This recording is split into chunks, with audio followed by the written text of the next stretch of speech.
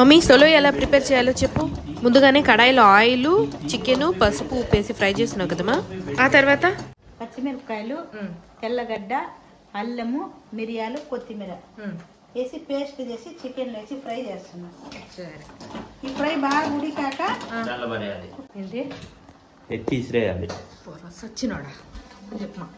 కావలసినంత నీళ్లు, ఈ నీళ్లు బాగా ఉడికాక తర్వాత బ్లడ్, జొన్న పిండి లేకపోతే రాగి పిండి, కూడా లేకపోతే రాగి పిండి అవి రెండే, జొన్న పిండి కానీ రాగి పిండి కానీ ఏదో ఒకటి దాంట్లో వేసి మిక్సీలో రుబ్బుకొని ఈ ఎసరంతా బాగా దగ్గర పడి చికెన్ ముక్కలంతా ఉడికాక లాస్ట్ లో అది వేసి 1 నిమిషం బాగా ఉడకపెట్టుకోవాలా.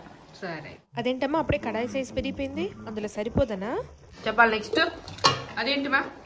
ఇది ఇప్పుడు పచ్చిమిరపకాయలు, కొత్తిమీర, తెల్లగడ్డ, మిరియాలు అంతా వేసి రుబ్బుకొని పేస్ట్ వేసి ఫ్రై చేసుకుని నీళ్లు పోసి ఉడుకుతుంది కదా.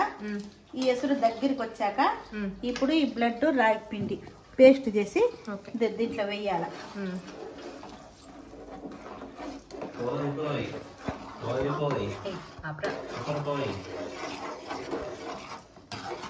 వేసి 1 నిమిషం పాటు కలుపుతా ఉండాలి. కలుపుకపోతే గడ్డ గట్టిపోతుంది ఆ బ్లడ్ అనేది, ఆ రాగి పిండి అనేది. కలుపుతా ఉండాలన్నమాట. 1 నిమిషం పాటు కలుపుతా ఉంటే ఈ రాగి పిండి ఆ బ్లడ్ చికెన్ ముక్కలకు పట్టి బాగా టేస్ట్ ఉంటుంది.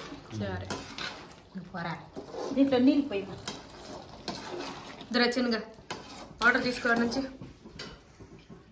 వాటర్ తీసుకురా పోరా, అందులోంచి తీసుకురా, ఇందులోంచి. అక్కడ మమ్మీకి రా కావాల్సినంత పోసుకోవాలి. నీళ్ళు కొంచెం పోసి ఎంత కావాలో నాకేం తెలుసు.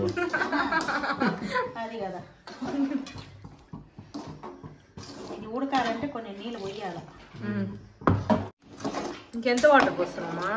ఉడకాలి.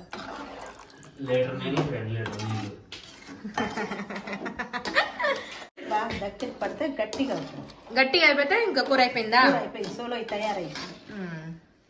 సో 1 నిమిషం బాగా ఉడకాలి. ఉడికిపోయిందమ్మా? ఇంతే. మనం దీన్ని దోశల్లో, రొట్టెల్లో, అట్లే తింటే కూడా బాగుంటుంది. ఇది మన సాంప్రదాయం అనమాట. పండుగలప్పుడు, ఫెస్టివల్స్ అప్పుడు మనోళ్ళు ఇది కంపల్సరీగా చేసుకొని తింటారు. ఇప్పుడు ఈ జనరేషన్ వాళ్ళకి ఇది తెలీదు, వాళ్ళకి ఇది నచ్చదు అనమాట. ఇప్పుడు వాళ్ళు దాన్ని ఎవరు తింటారు, అదేం బాగుంటుంది, అది ఎందుకు అంటారు. మన సాంప్రదాయం మనం మర్చిపోకూడదు. మనం నేర్చుకొని, మీరు నేర్చుకొని మళ్ళీ మీ పిల్లలు కూడా నేర్పియాలి. ఇది మన సాంప్రదాయం అనేది. ఇది మన పద్ధతి. మన పెళ్ళిళ్ళలో, ఫెస్టివల్స్లో, మన జాతరలో అంతా ఇది కంపల్సరీ చేస్తాం. అయిపోయింది. అయిపోయిందా?